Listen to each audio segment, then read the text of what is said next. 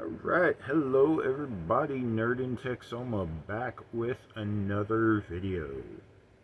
I know recently they've been a little Transformer heavy, so I apologize on that. It's just that recently Transformer stuff has been what I've got more of to review and talk about. The other stuff is kind of slowed down a little bit right now. I'm sure it'll pick back up in a bit. Today I've got something that I find kind of interesting. It's popping up on AliExpress and different sites like that. I think it's on eBay now. It is a knockoff G1 Metroplex figure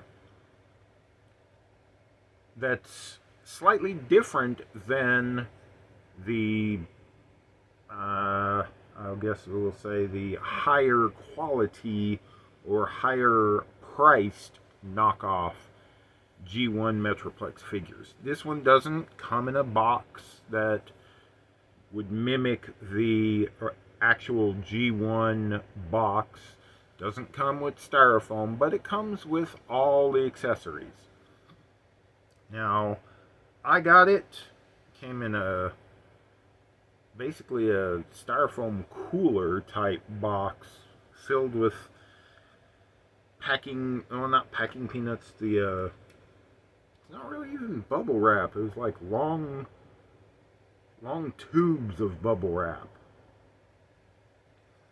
But it came with every accessory that the original G1 did come with. My personal self, I misplaced one of the accessories, which would be the tank known as Slammer. But it did come with it. Now, the decals and the paint job or the molding is slightly different than the actual G1. Not that they remolded stuff, but they changed it. They changed some of the decals. They darkened the plastic that they used. The official G1 or the higher quality G1 knockoffs use white plastic. This one is cast out of gray plastic. So, in my little wiseness there, I added the Generation 2 Autobot logo to this one because of the change in color on him. That logo does not come with the figure, so if you order it, don't expect it. You've got to buy your own G2 labels and attach it yourself. But this is an exact copy, minus the color differences, of the actual G1 Metroplex figure.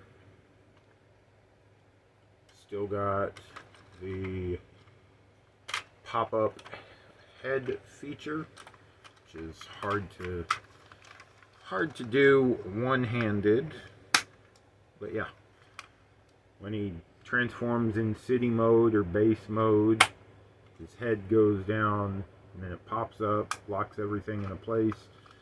It's got his shoulder cannons here. Now, since this is the cheaper one, even though it does have everything with it, it is a little bit looser. You can still flip that panel in to hide his shoulder missiles. You can flip that panel out on his chest for his chest-mounted rocket launcher. The ramp still opens on the other side of his chest, and it still holds his car that transforms. In city mode or base mode, the ramp still comes out and goes all the way down. But the launcher mechanism doesn't work. So you can't put his car in there, or a little car, a mini bot, and shoot them out the ramp. It's got plastic tires like one of the releases of the original figure.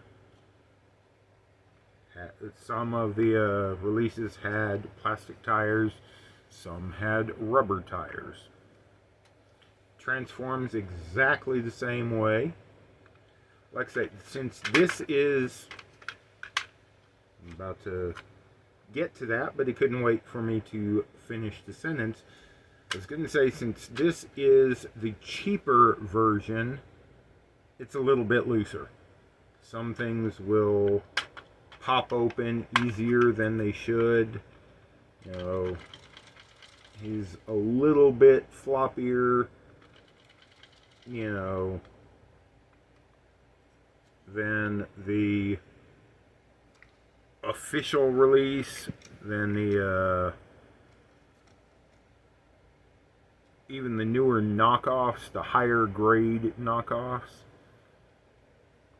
It's still, I think, a good quality knockoff character to get, especially if you want to customize and you don't have $100 or more that the high grade knockoff costs. If you can't find a Encore reissue, Japanese reissue, I think those are in the hundreds of dollars range, $200 to $300. You know, if you don't have the time or energy to search out a parts bought G1 figure, you know, for about $30 total shipped, you can get this entire figure placeholder in your collection till you can get one of the better quality knockoffs or an original or custom fodder. As far as I know, now I don't have my original G1 next to me, but I mean, it's in storage somewhere. I mean, all the parts should be interchangeable. I say should because, like I say, I can't test it. But, I mean, it's got everything the original comes with.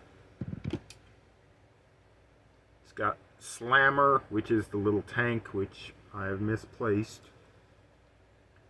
He comes with 6-gun, which this character is named 6-gun because he's comprised of 6 guns.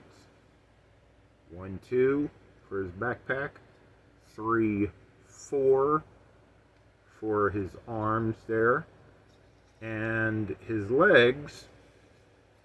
Well, gotta take this off.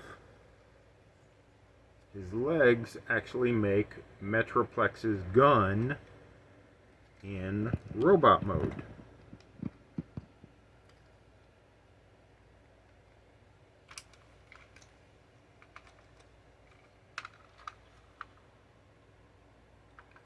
So when you transform him into city or battle station mode, this guy just comes apart and adds on all this extra bulk onto Metroplex to make him a badass, defensible city.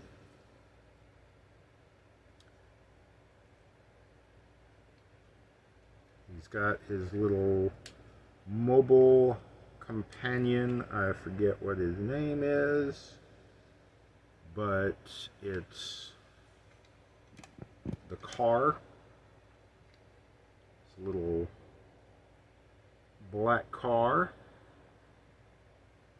comes with 2 different guns. And this car is kind of weird because it looks better when you don't have the character's arms stuck on the roof. But if you don't have his arms on the roof, when it comes time to turn him into a robot, yeah, I hope you know where he left the arms. But the car mode looks better without them. Now, the knockoff goes so far as to actually paint the windshield. The cheap knockoff does. And car mode is just to push the hood down, push the roof down, and then there's little attachment pegs on the side where you attach his arms. And they can be tricky sometimes to get, especially for me, but I eventually get them. And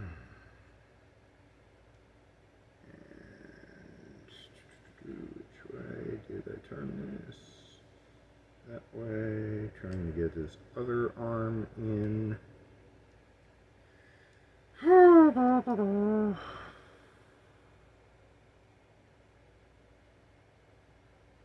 on.